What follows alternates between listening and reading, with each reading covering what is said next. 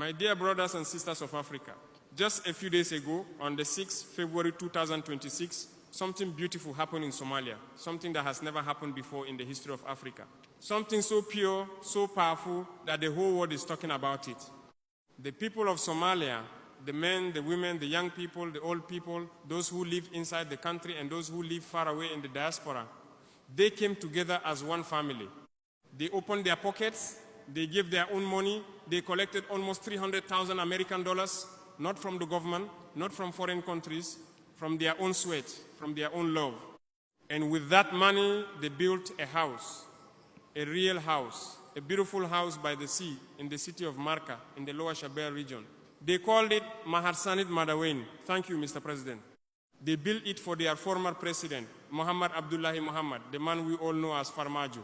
Brothers and sisters, listen to me carefully. This is not normal.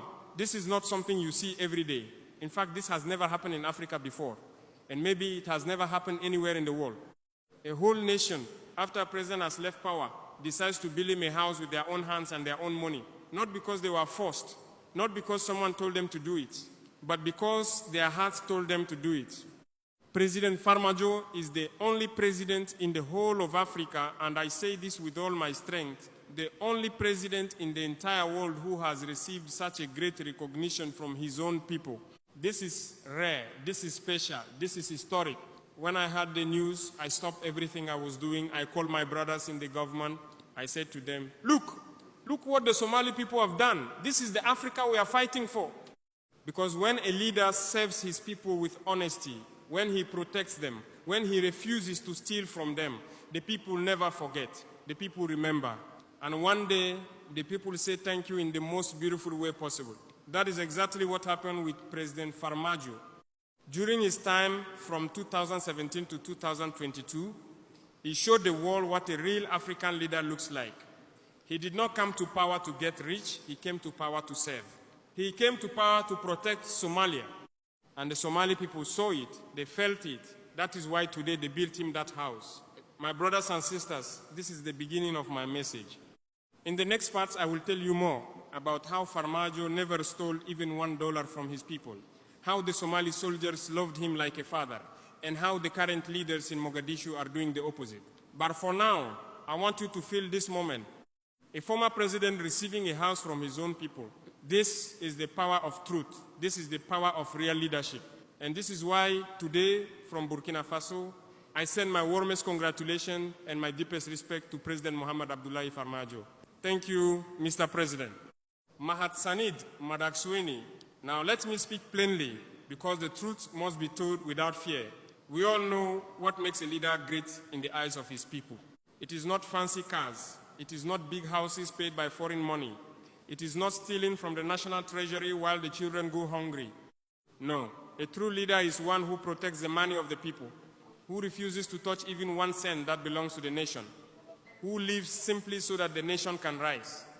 That is exactly what President Muhammad Abdullahi Farmajo did during his mandate from 2017 to 2022. From everything I have learned, from reports, from the voices of Somalis themselves, Farmajo did not steal. Not a single dollar of the Somali people's money went into his pocket for personal gain. Instead, he protected it. He fought corruption. He worked to rebuild institutions. He stood firm against those who wanted to divide Somalia. And the Somali military, the soldiers who carried the guns, who faced death every day for their country, they loved him like a father. They respected him deeply.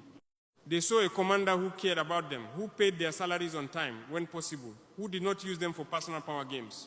This is rare in our Africa today. Too many leaders come to power promising heaven, but leave with pockets full and the people empty. But not Farmajo.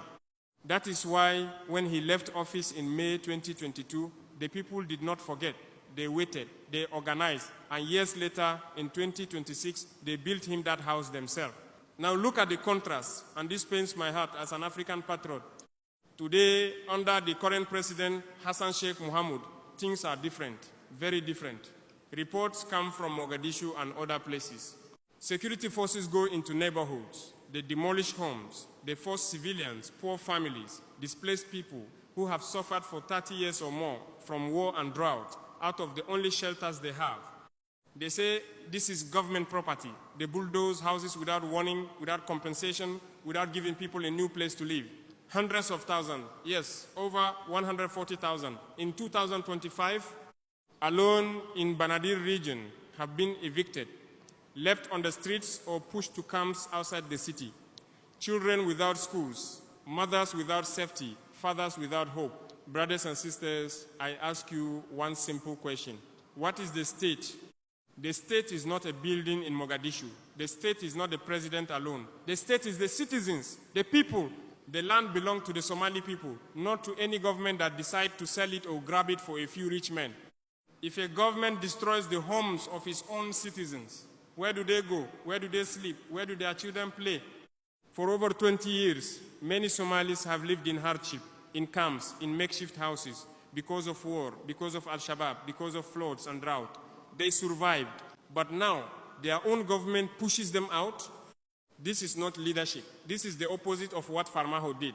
Farmajo never chased his people from their homes. He never stole from them. That is why today they honor him with a house built by love, not by force.